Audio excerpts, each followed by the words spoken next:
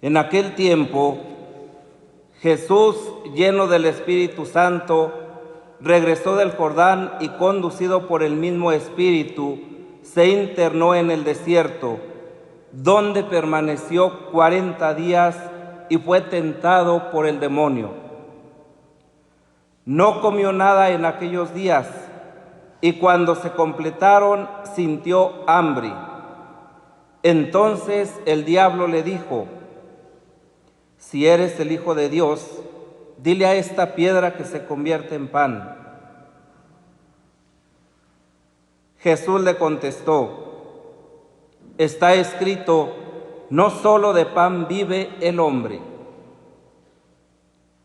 Después lo llevó el diablo a un monte elevado, y en un instante le hizo ver todos los reinos de la tierra, y le dijo: a mí me ha sido entregado todo el poder y la gloria de estos reinos, y yo los doy a quien yo quiero. Todo esto será tuyo si te arrodillas y me adoras. Jesús le respondió: está escrito, adorarás al Señor tu Dios, y a Él solo servirás. Entonces lo llevó a Jerusalén, lo puso en la parte más alta del templo y le dijo: si eres el Hijo de Dios, arrójate desde aquí, porque está escrito, los ángeles del Señor tienen órdenes de cuidarte y de sostenerte en sus manos, para que tu pie no tropiece con la piedra. Pero Jesús le respondió: también está escrito, no tentarás al Señor tu Dios. Concluidas las tentaciones, el diablo se retiró de él hasta que llegara la hora.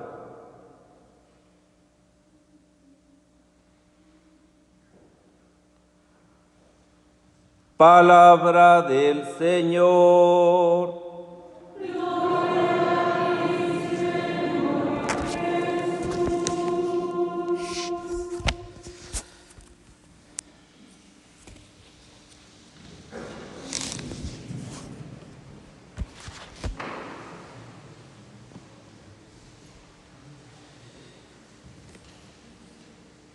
Queridos hermanos y hermanas, este domingo damos inicio al tiempo sagrado de la Cuaresma, tiempo de gracia, tiempo de conversión, tiempo de esperanza y tiempo de alegría.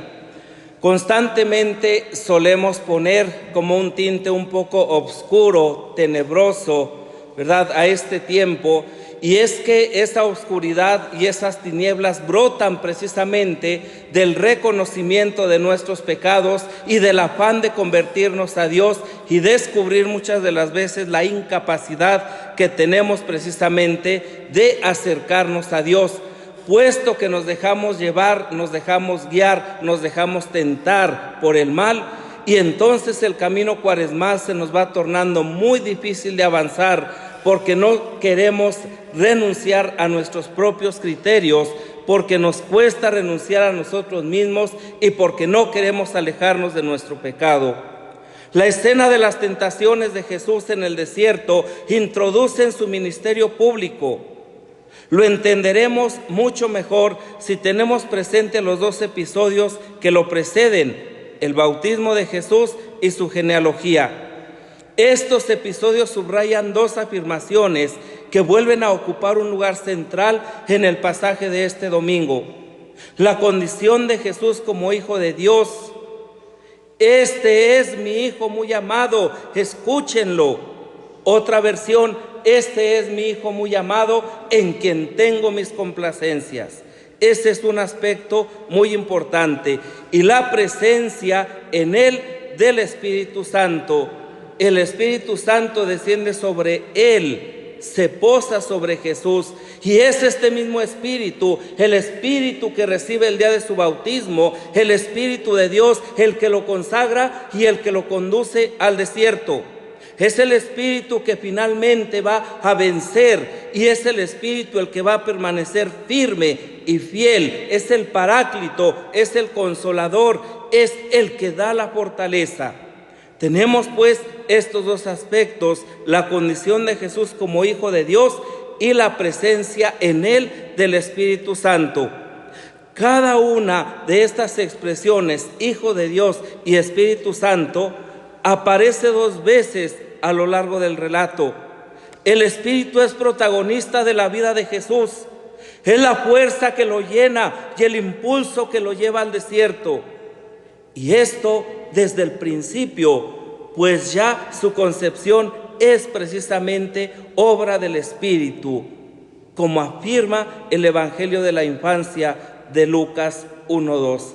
El Espíritu Santo descenderá sobre ti, le dice a María, y el poder del Altísimo te cubrirá con su sombra. De tal manera que este Espíritu, aquel que aleteaba desde antes de la creación del mundo, se hace presente en la misma recreación, en la encarnación del Hijo de Dios.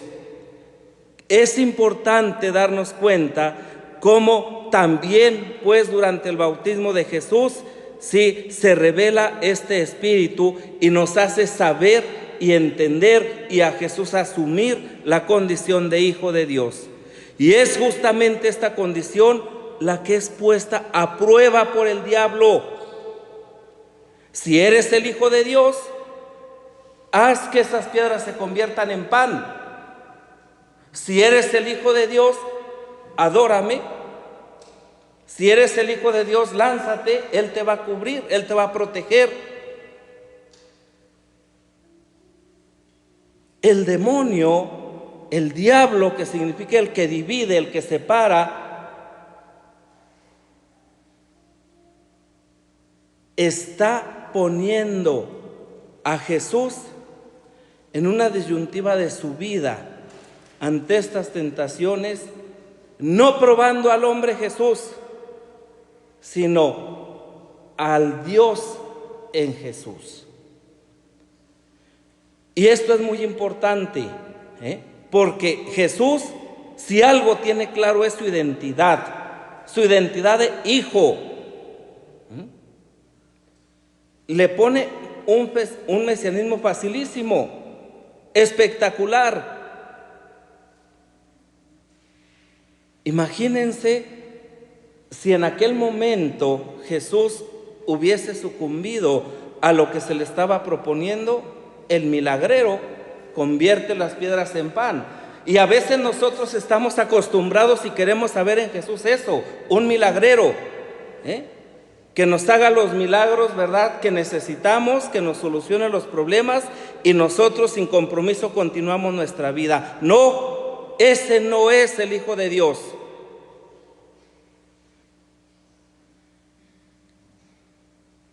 La cuestión del poder,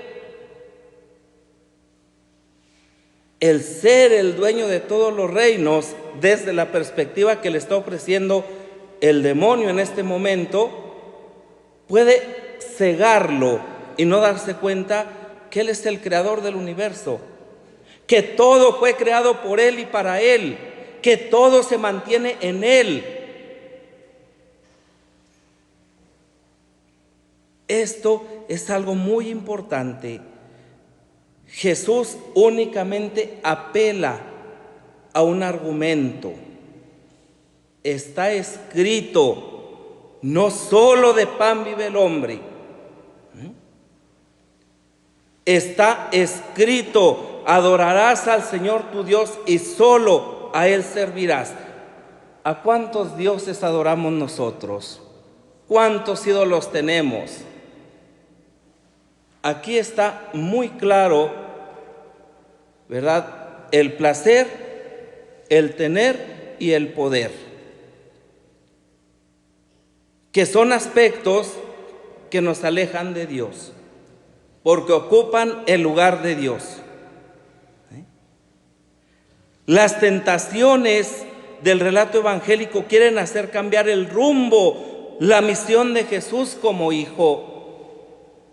La primera de ellas lo invitan a que se aproveche de su poder para transformar las piedras en pan, es decir, para salir victorioso de las dificultades materiales, en la que todos y todas nos empeñamos.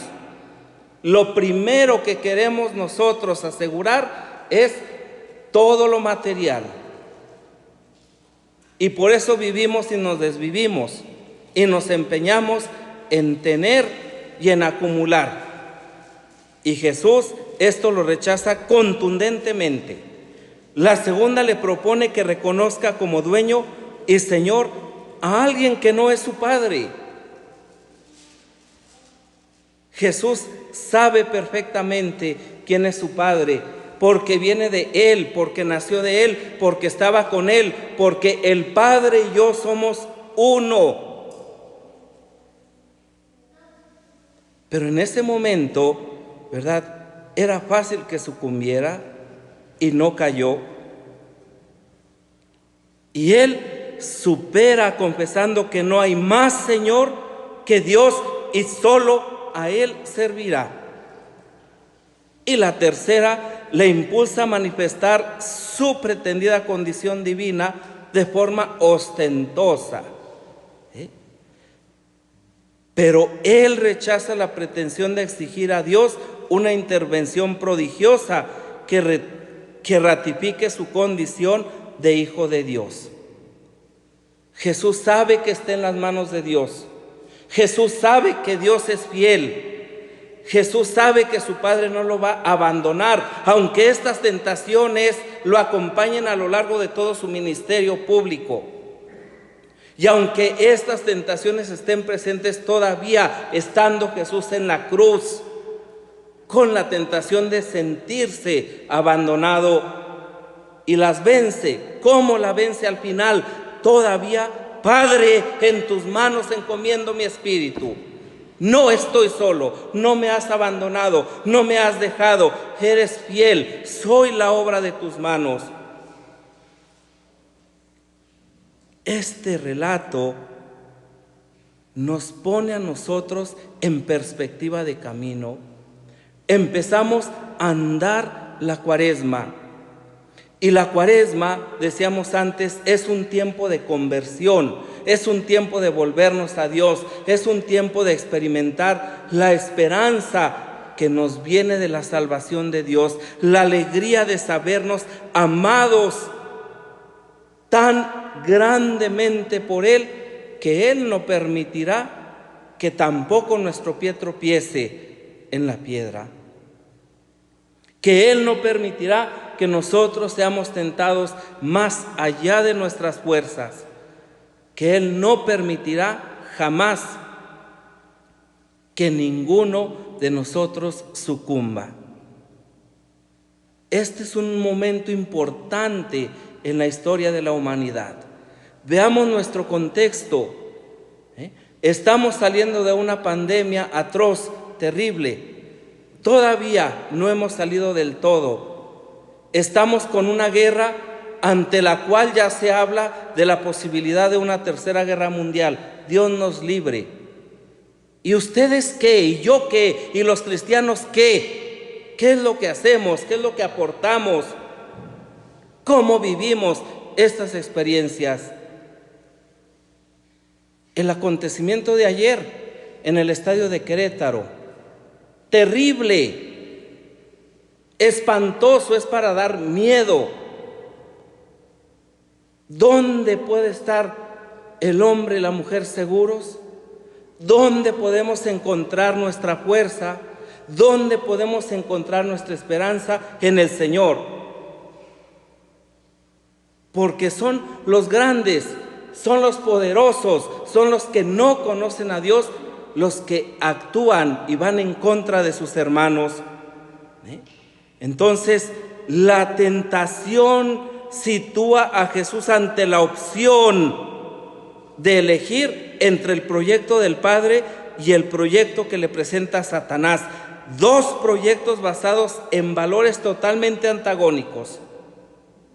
Y esa es la misma oferta para ti y para mí. Esa es la misma oferta para todos. O estamos con Dios y somos propagadores del reino, de la paz, del bien, o estamos con el demonio y nos imponemos y atropellamos y robamos, difamamos, matamos Ese es el reino del mal. Y lo mismo puede ejercer el poder un padre de familia, ¿verdad?, en su matrimonio, mal enfocado, que yo, estando desde donde estoy, si no me sitúo para el servicio de forma humilde.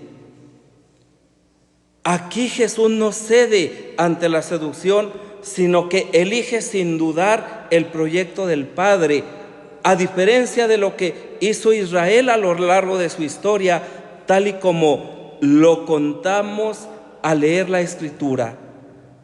Por 3 veces, en efecto, Jesús cita el Deuteronomio 8:3, 6:13 y 16, para recordar otros momentos de la historia del Éxodo en los que el pueblo de Dios fue puesto a prueba y falló.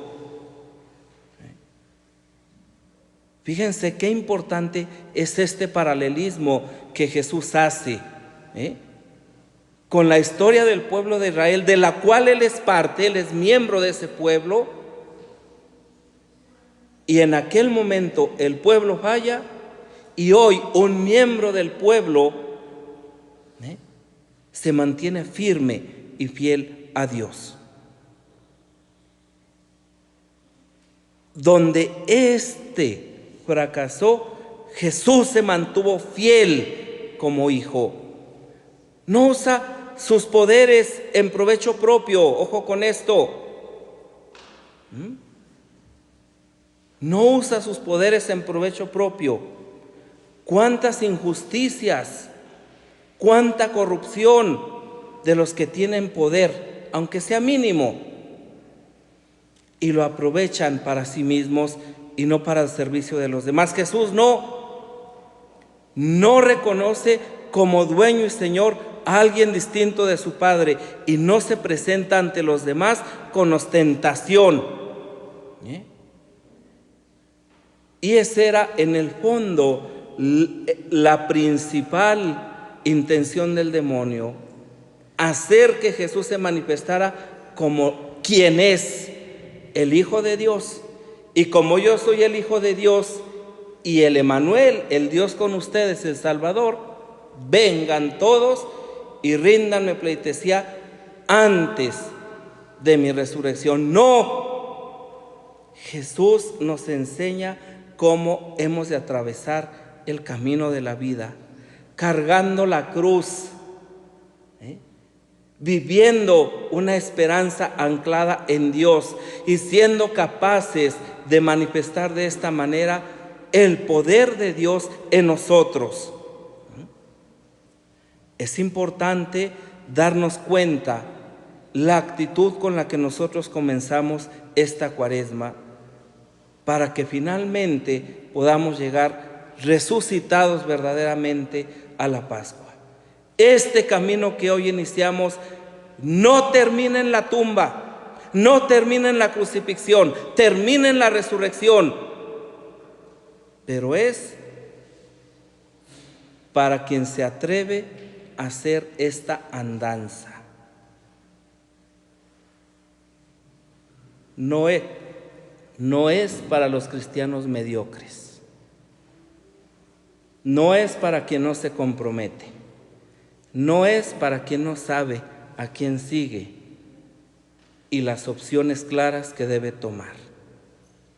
Queridos hermanos y hermanas, en esto consiste la vida nueva de la que nos hablaba San Pablo en la segunda lectura, en ser capaces de abrir nuestra mente y nuestro corazón a esta oferta que el Señor nos hace, y que seamos capaces de no vivir simplemente una Cuaresma más, sino que si el día de mañana nos agarra la muerte, que nos agarre siempre siendo forjadores del reino de Dios y haciendo su voluntad. Entonces no habrá muerte que temer, entonces no habrá guerra que temer, entonces no habrá nada que nos pueda destruir, porque será el paso para la vida eterna. el paso que dio Jesús sin quedarse y apropiarse nada de este mundo. Que María, la Madre del Amor, nos conceda la gracia de permanecer firmes y fieles en este caminar que hoy comenzamos.